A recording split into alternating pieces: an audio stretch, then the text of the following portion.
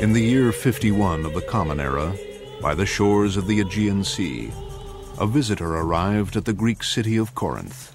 His name was Paul of Tarsus.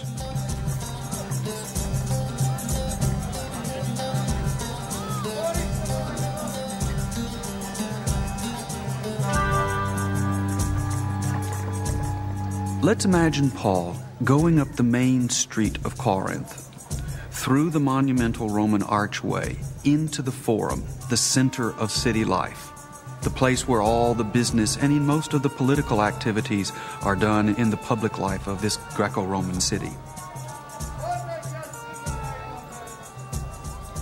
Here are the shops. Here are the offices of the city magistrates. And we are standing literally in the shadow of the great temple of Apollo.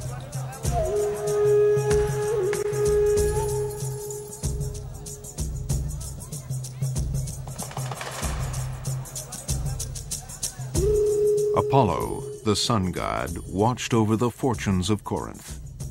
Like Zeus, Hera, Artemis, and Athena, Apollo was one of the Olympian gods, that family of divinities who presided over the ancient and diverse pagan universe. Paganism is our designation for what 90-something% of the people in the Mediterranean were doing. Jews are a visible minority, and then everybody is doing lots of other things. One would have found a rich array of deities meeting the various needs of individuals. It's like going to a supermarket and being able to sort of shop for God. And you have them at various times in your life and for various functions of your living.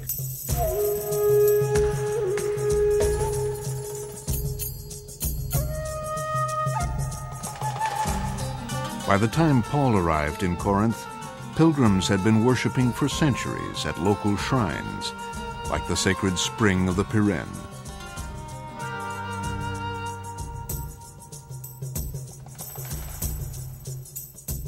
To devout pagans like these, Paul's message of a Jewish Messiah come to save all mankind, Jew and Gentile alike, must have seemed outlandish. And so when we hear Paul say, "I've determined to know nothing among you but Jesus Christ, Jesus the Messiah, and Him crucified," that must have struck an interesting chord among these cosmopolitan Greeks who would have inhabited Corinth at that time.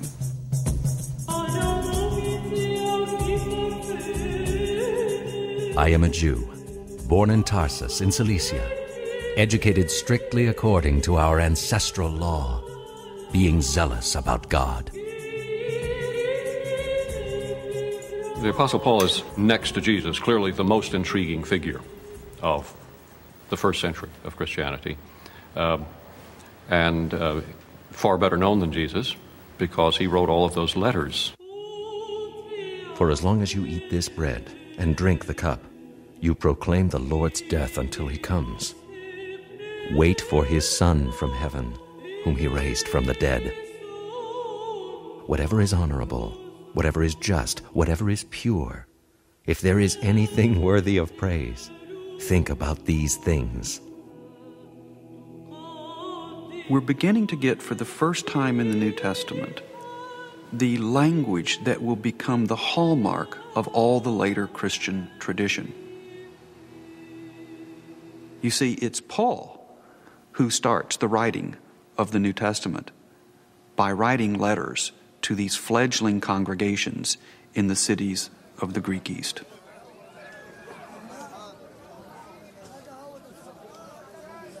Paul alludes in a number of his letters to the message that he would have communicated verbally, probably. He emphasizes two things. On the one hand, very clearly the importance of the death and resurrection of Jesus. On the other hand, he also emphasizes the importance of understanding the end time and the immediacy of the end time, and that one must be prepared for it. And the way one prepares for it is to be good. We find a lot of ethics in Paul, and it's around this issue of how one lives in anticipation of the end time that's just around the corner for Paul.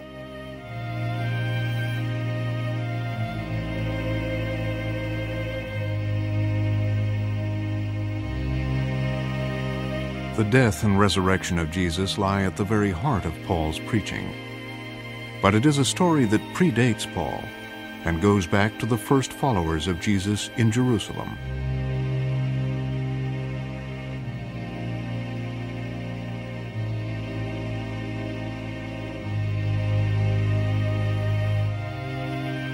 Joseph took the body and wrapped it in a clean linen cloth and laid it in his own new tomb, which he had hewn in the rock.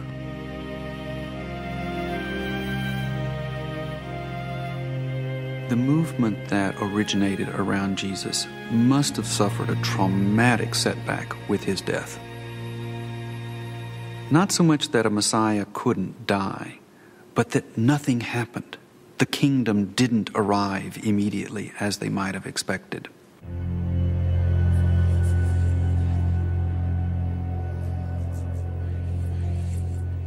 The effect that the crucifixion had on Jesus' followers was the desired effect from the Roman perspective. That is, that people who were associated with Jesus were terrified.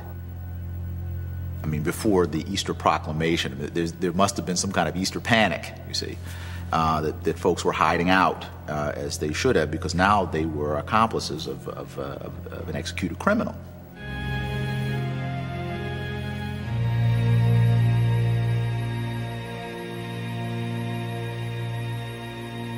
The followers of Jesus, who don't go away as they're supposed to when Pilate does this, have to deal with that fundamental question. What does this mean? That the one that we had all of these expectations about has been crucified.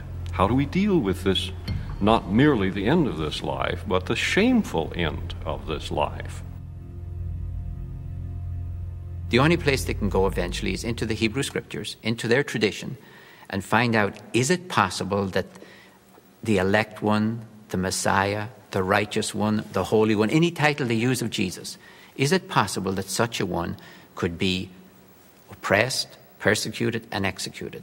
They go into the Hebrew Scriptures, and of course what they find is that it's almost like a job description of being God's righteous one, to be persecuted and even executed.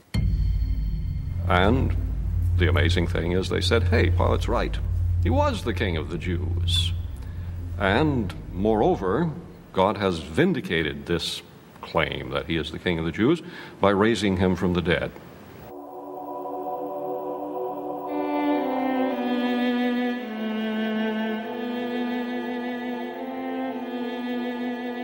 An angel of the Lord, descending from heaven, came and rolled back the stone. He said to the women, Jesus, who was crucified, he has been raised. Come, see the place where he lay.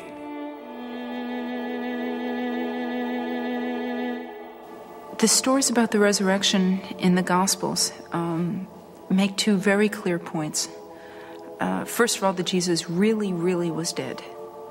And secondly, that his disciples really and with absolute conviction saw him again afterwards. The Gospels are equally clear that it's not a ghost. I mean, even though the raised Jesus walks through a shut door in one of the Gospels or suddenly materializes in the middle of a conference his disciples are having, he's at pains to assure them, touch me, feel me, it's bones and flesh. In Luke, he eats a piece of fish. A ghost can't eat fish. As an historian, this doesn't tell me anything about whether Jesus himself was actually raised. But what it does give me an amazing insight into is his followers, and therefore indirectly into the leader who had forged these people into such a committed community. According to the book of Acts, Christianity began at a single place, at a single moment in time. 50 days after the death of Jesus, now known as Pentecost, a miraculous event took place. And suddenly from heaven there came a sound like the rush of a violent wind, and it filled the entire house where they were sitting. Divided tongues as of fire appeared among them, and a tongue rested on each of them.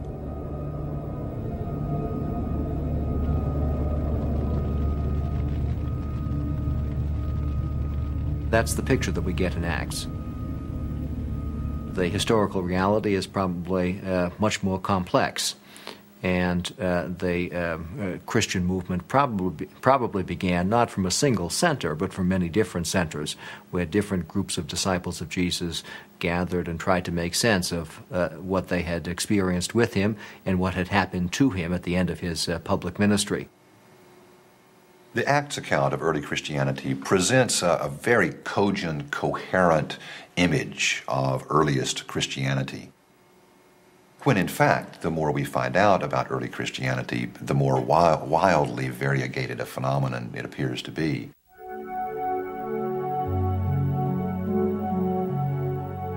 As far as we can tell, the beginnings of Christianity occurred in many different places, in many different groups. There were wandering charismatics who went around from door to door preaching without an ordinary occupation, depending on people with whom they stayed for hospitality, for food. There were settled groups in little towns. There were radical groups trying to give up ordinary occupations and family life, following the teachings of Jesus. It must have been an amazing mixture, amazingly diverse range. It is clear from the very beginning of Christianity that there are different ways of interpreting the fundamental message. There are different kinds of practice. There are arguments over how Jewish are we to be, how Greek are we to be, how do we adapt to the surrounding culture, what is the real meaning of the death of Jesus? How important is the death of Jesus? Maybe it's the sayings of Jesus that are really the important thing and not his death, not his resurrection.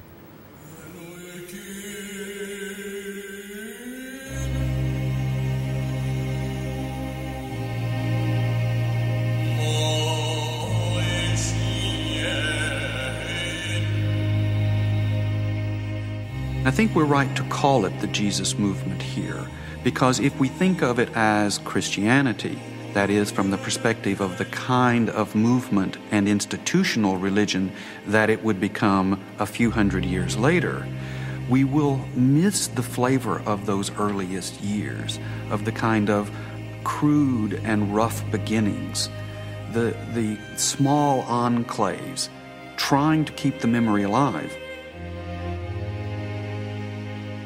We're hampered by our vocabulary. We know that this group will eventually form a Gentile community and they'll be known as Christians. But this group didn't think that. This group expected Jesus to return and establish the kingdom of God. He is a Jewish Messiah. They are followers of a Jewish apocalyptic tradition. They are expecting the coming of the kingdom of God on earth. It's a Jewish movement.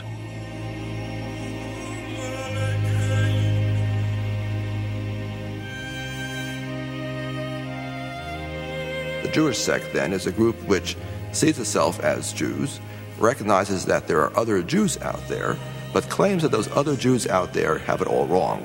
They don't fully understand what Judaism is all about, and only the members of the sect do. Sectarian groups are always in tension with their environment. That tension is manifested in a tendency to want to spread the message out, to hit the road and convince others that the truth is real.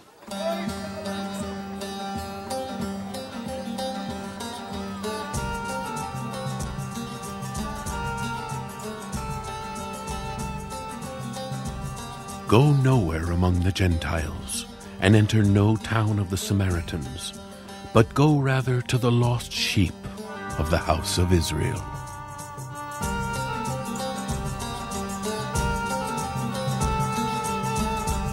One of the characteristics of the Roman Empire is there is suddenly great freedom of movement, more so than in any period before that, and in some ways more free than any period that will happen again until the invention of the steamship. As you go, proclaim the kingdom of heaven has come near. one would have encountered on the Via Egnatia or any other major Roman road. A wonderful variety of journeyers. Some would be certainly engaged in commerce, taking their commercial products from place to place. Some would be involved in goods and services, taking their particular services to different places. One would have found philosophers. One would have found persons such as Paul, preachers, missionaries of particular religious views and religious movements. What, in a sense, is sort of ironic is that the network that was established for the mobility of the Roman army finally became the network that was probably most instrumental in the spread of Christianity. Jews had traveled along this network for centuries, and Jewish communities were spread throughout the empire.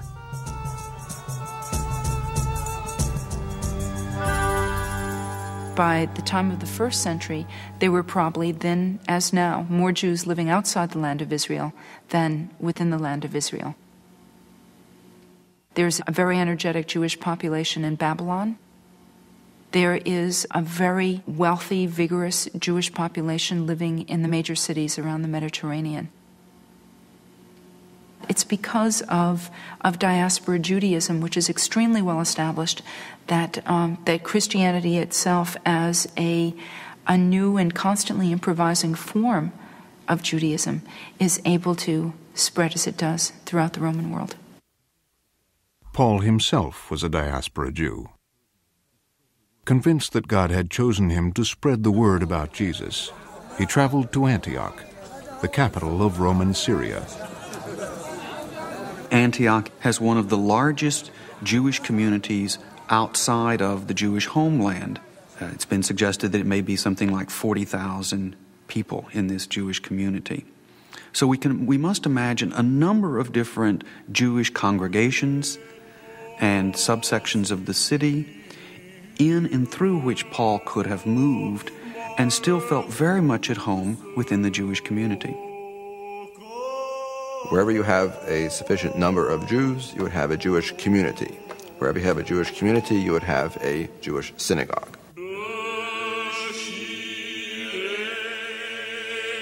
By the 4th century, the synagogue had become a formal place of worship. But in Paul's day, especially in the diaspora, it was more of a community center. Another remarkable feature of the synagogues in the diaspora is not only that they attracted large crowds of people, but among these crowds will have been Gentiles.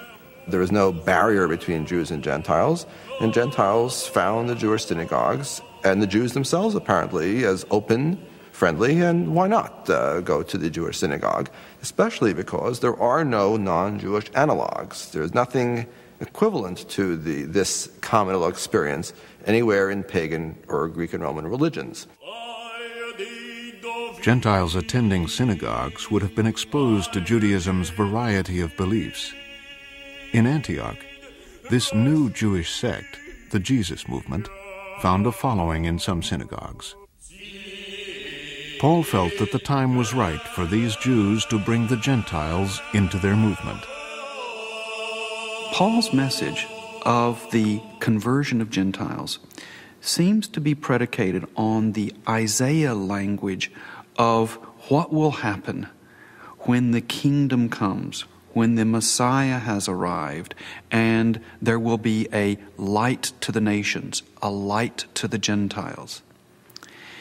And in that sense, Paul views the Messianic age, having arrived with Jesus, as being a window of opportunity for bringing in the Gentiles into the elect status alongside the people of Israel.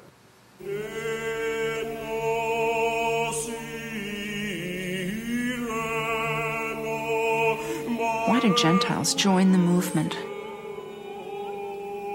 There's this tremendous religious prestige thanks to the antiquity of the Jewish Bible. By entering into the church, these Christians enter into that history as well. That's tremendously prestigious and important.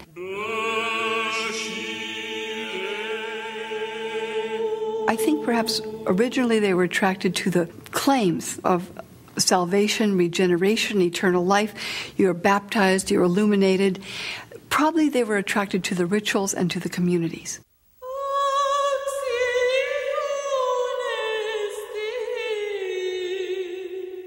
Like most Jewish communities, the early followers of Jesus assembled for worship in each other's homes.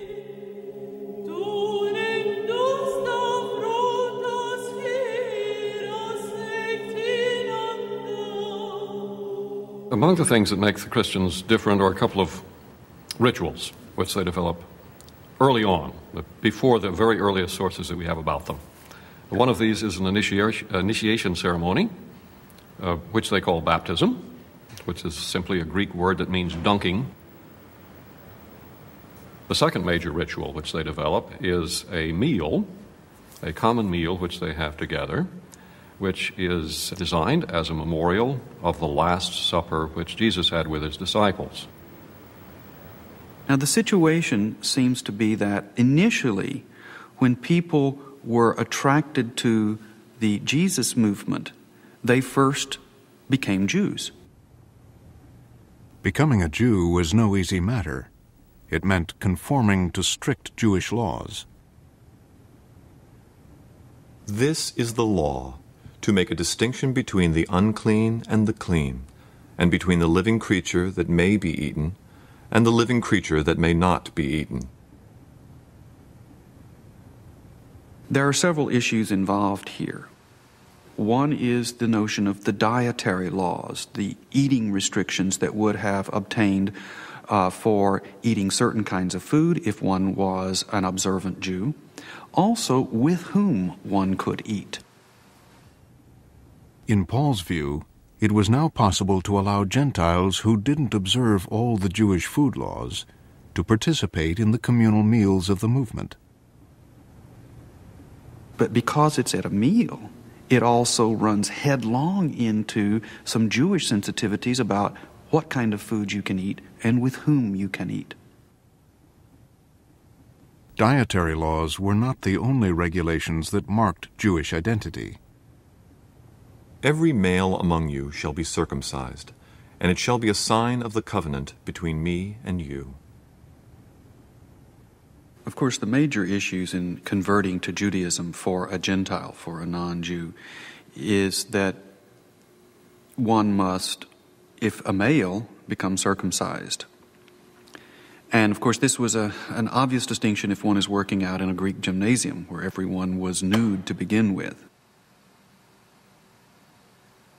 So the ritual of circumcision is one of those major hurdles that people would have thought about from the Greek world. Paul argued that the rite of baptism could replace circumcision. This breakthrough allowed Gentiles to more freely join God's chosen people. We now have, Paul says, a new map of the world. The old distinctions between Jews and Gentiles are now obliterated.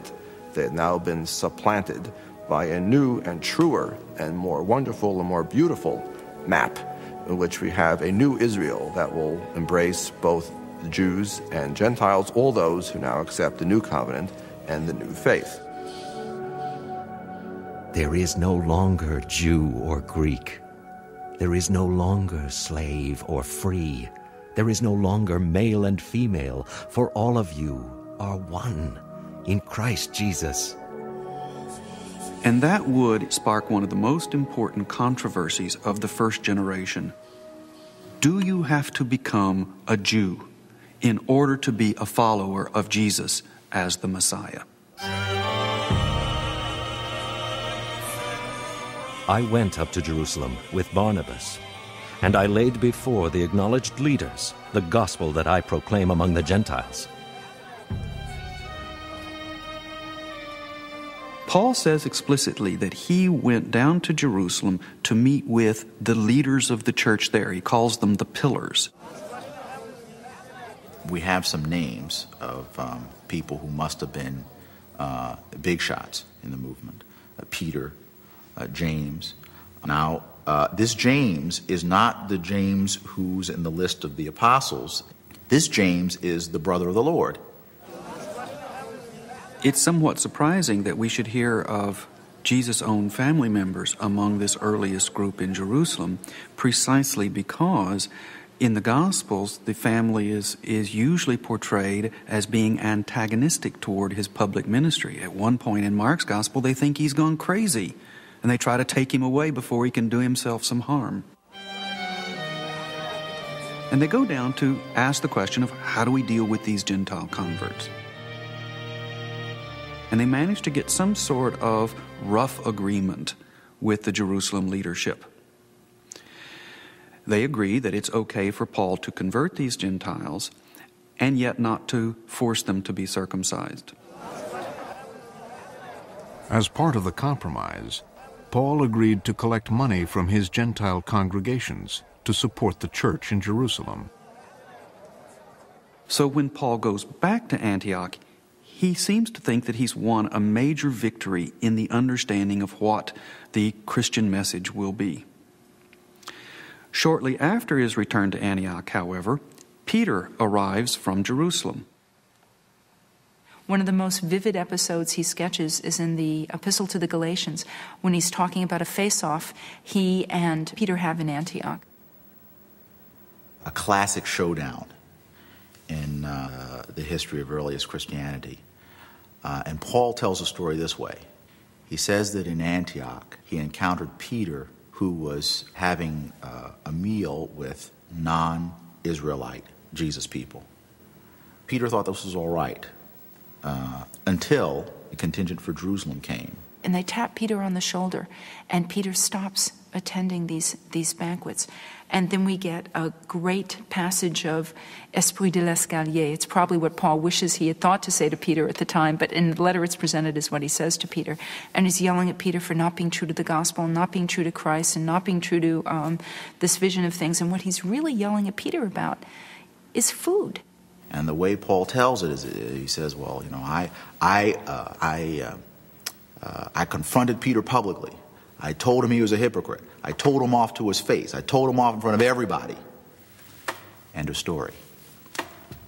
Well, the story doesn't really have an end. You know, we'd like Paul to tell us that after he told Peter off, he sort of skulked back to Jerusalem with his tail between his legs, and then Paul gave James and his party the what for, and then he threw him out or something like that. Nothing like that. Paul's completely silent. Now, this suggests to us that Paul had indeed had a showdown in Antioch. He did face off with Peter. He didn't win. He didn't carry the day, at least not that day. So this suggests to us that James's party was influential, and influential outside of its Jerusalem jurisdiction, and that perhaps James' posse were there because they felt that their authority should be exercised outside of the jurisdiction of Jerusalem. The blow-up in Antioch over eating with Gentiles probably is the turning point in Paul's career.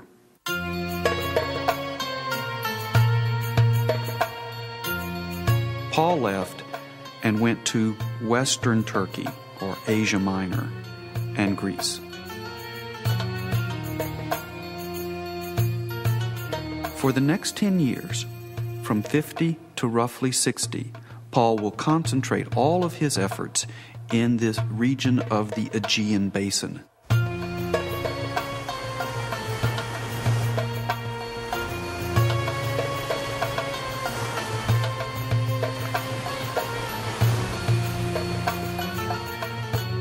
It's probably Ephesus and the areas immediately around Ephesus that will be his most important base of operations.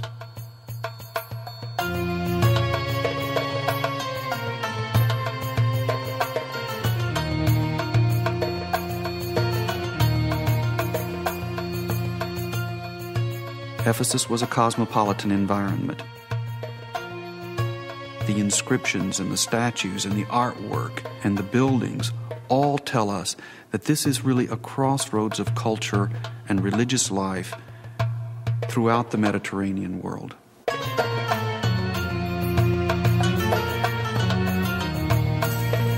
When you read Jesus' parables, you immediately think of agriculture, you think of peasants, you think of landowners, you think of farming. When you read Paul's letters, you think of the school, you think of the philosopher, you think of the orator, you think of the city. In Paul's view, at least, the city was the natural environment, if you will, for Christianity. He has a way of coming back to the same city, as a way of visiting new cities and talking about visiting new cities. And it was cities that he was going to, not just general geographical areas. It's important to understand, I think, that it was from these cities that Christianity ultimately was spread. Paul mostly travels around in a kind of circuit of these congregations around the Aegean Rim.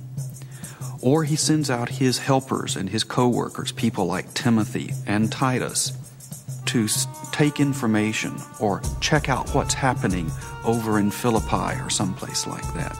Sometimes perhaps even to go and help start a new congregation, someplace over in, say, Colossae, or maybe up toward the interior in Galatia. So we have to imagine the Pauline mission as a kind of beehive of activity.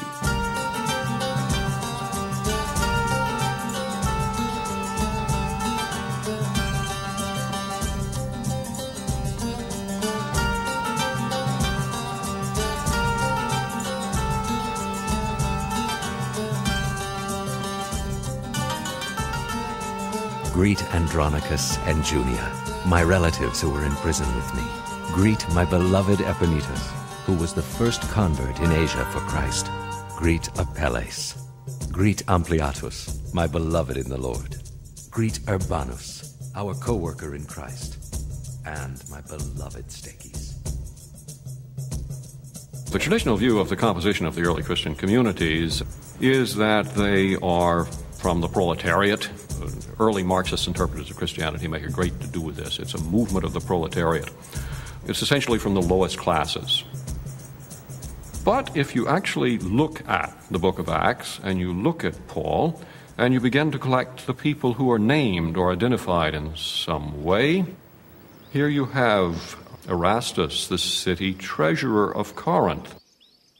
An ancient inscription with the name of Paul's follower Erastus can still be seen in the ruins of Corinth. You have Gaius of Corinth, whose home is big enough to let him be not only Paul's host, but the host to all of the churches of Corinth. All of the little household communities can meet in his house at one time. You have Stephanus and his household, who have been hosts to the community. You have Lydia in Philippi, who is the seller of purple goods, a luxury fabric. You have Prisca and Aquila, and we wonder why the woman is usually mentioned before her husband. She must be a woman of some consequence. You begin to get the impression that you have quite a variety of different social levels represented in these early Christian communities. Not people at the absolutely top level. You have, with the exception possibly of Erastus, no one from the aristocratic orders, no one who would be a member of the city council. You have no agricultural slaves, or at the bottom of the hierarchy. But in the rest of the social pyramid, everything in between, you seem to have representatives in these early Christian groups. So we begin to get a picture of upwardly mobile people, to use a modern anachronistic way of describing them, people who have mixed status, who probably will be viewed by the aristocracy outside as nouveau riche, not people who don't quite belong, but in their own eyes perhaps deserve more status than they're getting from the larger society, and have found within this community a role of leadership and a role which is recognized.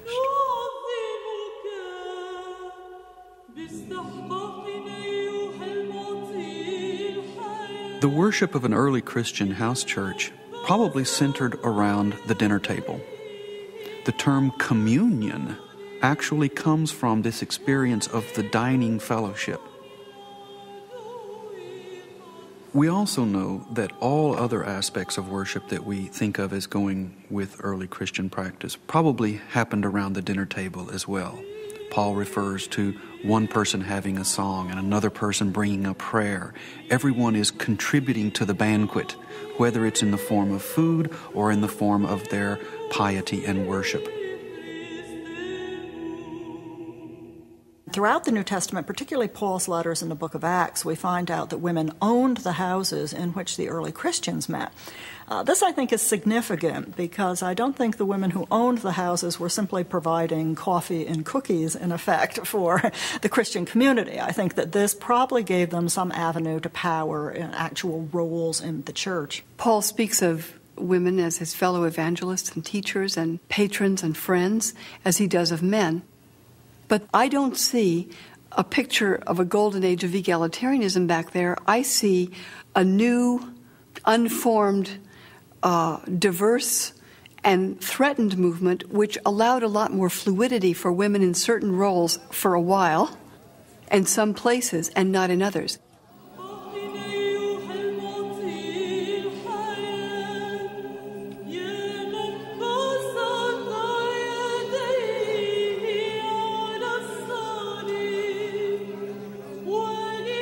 Paul's way of building a community was just one of the many interpretations of the Jesus movement. He had to fight a running battle to keep his fledgling congregations from falling under the influence of rival preachers. You foolish Galatians! Who has bewitched you?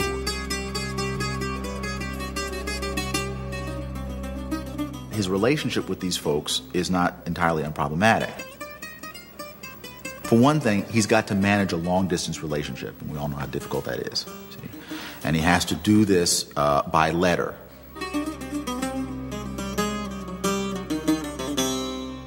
In his letters, he's often recapitulating for the recipients fights he's had prior to the fights he's having currently with his congregation.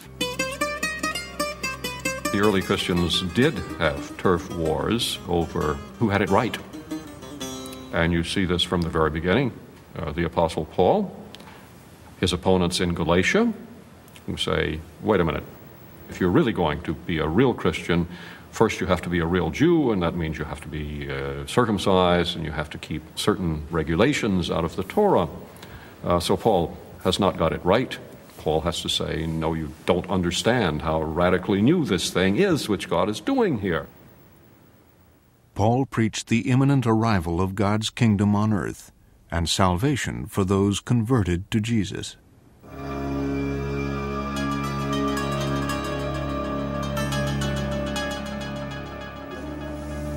You know what time it is, how it is now the moment for you to wake from sleep.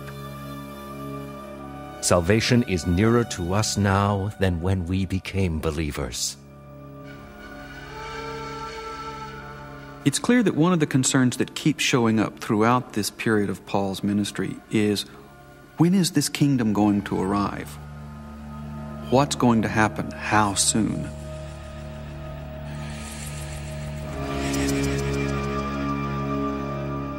They are still 25 years after the fact, anticipating the imminent return of Christ and the imminent arrival of the kingdom. And it's this kind of, don't slow me down with the facts, impatience and energy that we get in Paul's letters. Paul's very first letter, the earliest single writing that we have in the New Testament, is 1 Thessalonians. And already in 1 Thessalonians, Paul is having to console them when people are starting to die within the congregation and the kingdom hasn't arrived yet. Paul believed the earthly world order was about to change, that time was running out, and the end was at hand. Clearly, the message about the coming end time was the part that would have been threatening to a Roman official, and would have been threatening to any native population that had vested some authority in Roman officialdom. Apocalyptic expectations were fueling political turmoil throughout Judea. Jewish resistance to Roman rule was growing daily.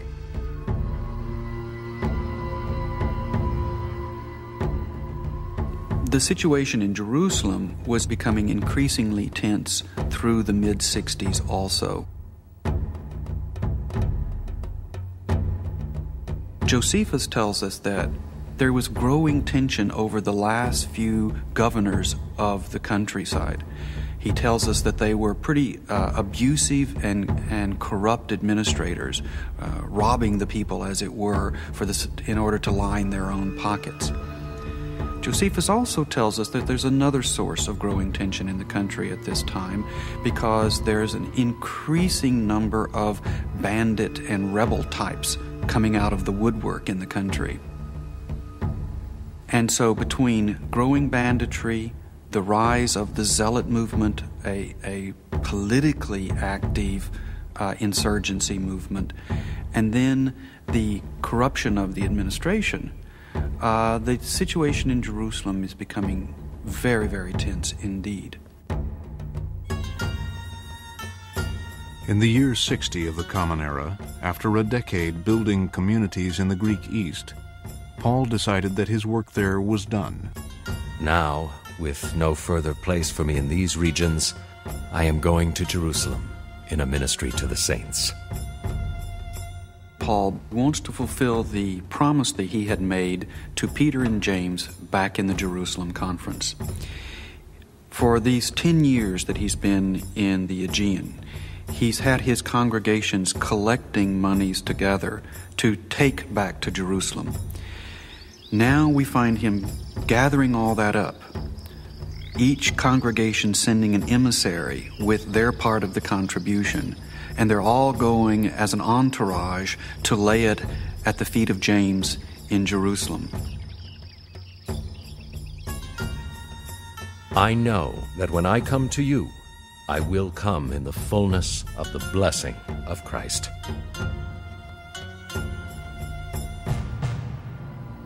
What seems to have happened is when he went back to Jerusalem with the contribution, he was arrested as some sort of rabble-rouser.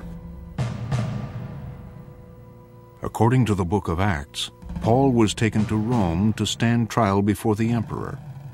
Within a short span of time, the leading figures of the early Jesus movement were wiped out.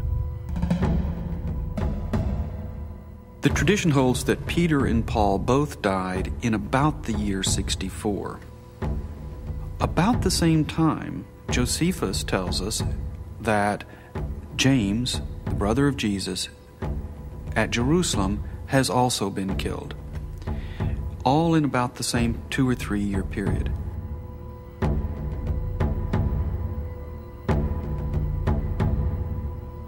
With the passing of this first generation, the expectation that all of those coming events must be close at hand probably was a concern for a lot of people.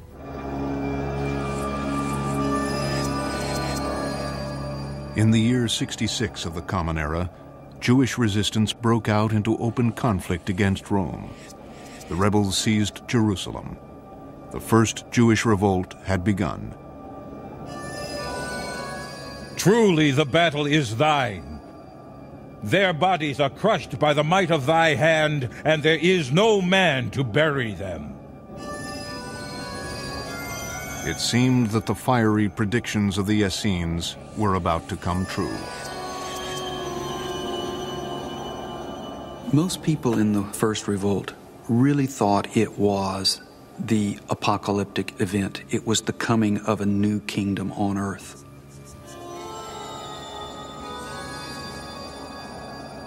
Several of the leaders within the revolt really claimed to have messianic identity or prophetic identity. They shall be a flaming torch in the straws to consume ungodliness. True to their beliefs, the Essenes marched out to fight the Romans and were annihilated. Even many Christians thought that the war was the actual apocalyptic event. Valiant warriors of the angelic host are among our numbered men, and the hero of war is with our congregation.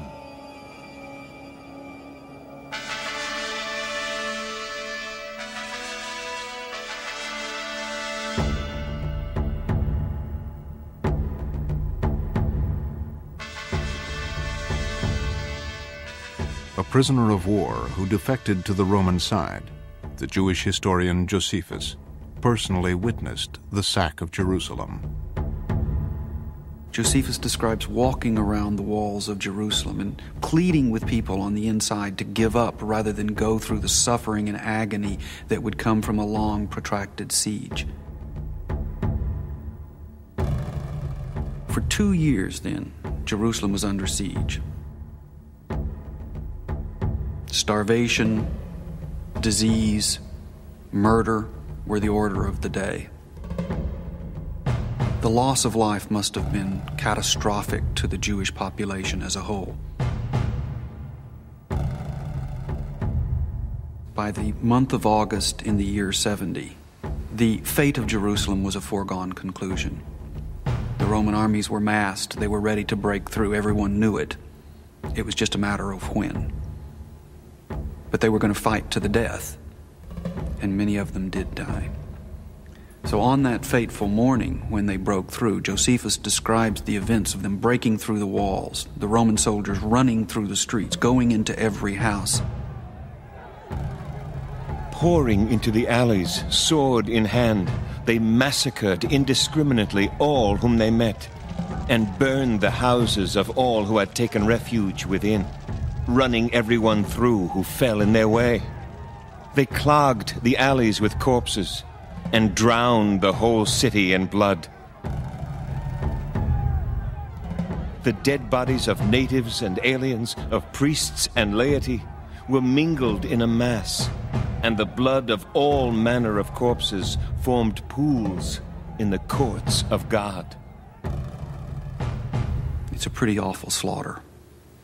And we have lots of evidence of it now, between the artifacts that one finds of the first revolt that are scattered throughout this layer of the archaeological record, arrowheads, spears, other kinds of indications of pretty serious hand-to-hand combat at all parts of the city. Towards evening, they ceased the slaughter. But as night fell, the fire gained the mastery, and the dawn broke in flames upon Jerusalem. One of the most recent and poignant examples of this comes from the archaeology, something called the burnt house, which actually shows us one of the houses that apparently was burned during this.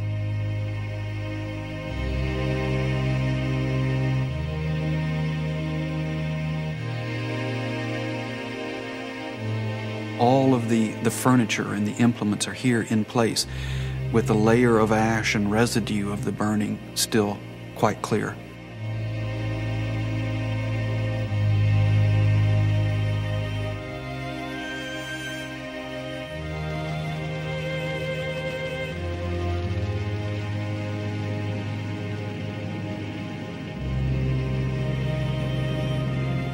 The Romans set the temple on fire. All that was left was the platform wall that once supported the symbol of the center of the nation of Israel.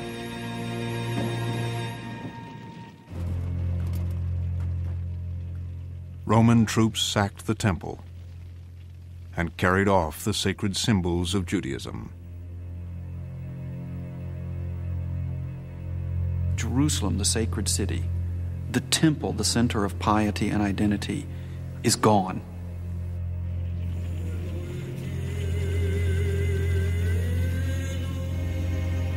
It's very important that we remember that up to and through the First Revolt, Christians are still part of Judaism. And the revolt and its aftermath is just the beginning of a split, as each group tries to rethink its earlier traditions in the light of the failure of the First Revolt.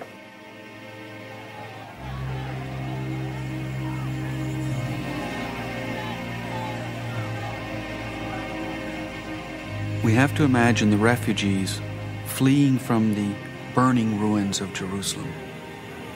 And as they look back at the smoke rising against the horizon, they might have remembered the words of the psalm from the first destruction back in the time of the Babylonian exile. By the waters of Babylon, there we sat down and wept when we remembered Zion.